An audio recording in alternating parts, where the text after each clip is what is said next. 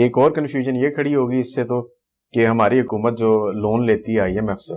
اور وہ interest rate کے ساتھ ہم جمع کرواتے ہیں واپس جاتا ہے, اس میں میرا بھی پیسہ ہے, آپ کا بھی پیسہ ہے, بہت سارے لوگوں کا پیسہ جاتا ہے, تو اس کا مطلب ہے ہم تو اس میں حصہ ڈال رہے ہیں اپنا سود, انڈائریکٹلی ڈال رہے ہیں, لیکن ہم اس کے مکلف نہیں ہیں. قرآن میں ہے لا یکلف اللہ نفسا الا وسعها, اللہ تعالیٰ کسی جان پر اس سے بڑھ کر بوجھ نہیں ڈالتا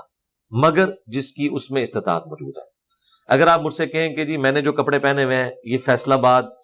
کی اس مشین کے اوپر تیار ہوئے ہیں جو کہ سود پہ لی تھی اس فیکٹری آنر نے, بھائی اس طرح کی کیلکولیشن کا نہ اسلام نے حکم دیا ہے نہ نبی صلی اللہ علیہ وآلہ وسلم نے اس وہم میں ڈالا ہے. میں ڈائریکٹلی اپنے معاملات کے اندر رسپانسیبل ہوں, مجھے اس سے کوئی لینا دینا نہیں ہے کہ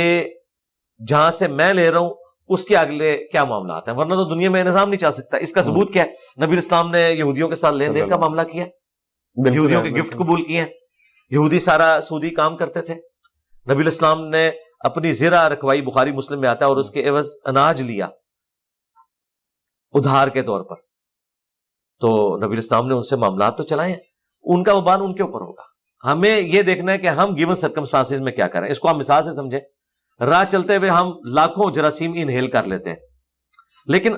میں امرود کاٹوں اور اس میں کیڑے مجھے نظر آ جائیں اور میں کہوں نہیں اتنے تو جراثیم میں کھاتی ہوں چلو میں یہ بھی کھا لوں, نہیں, یہ اب میرے اختیار میں ہے, وہ میرے اختیار میں نہیں.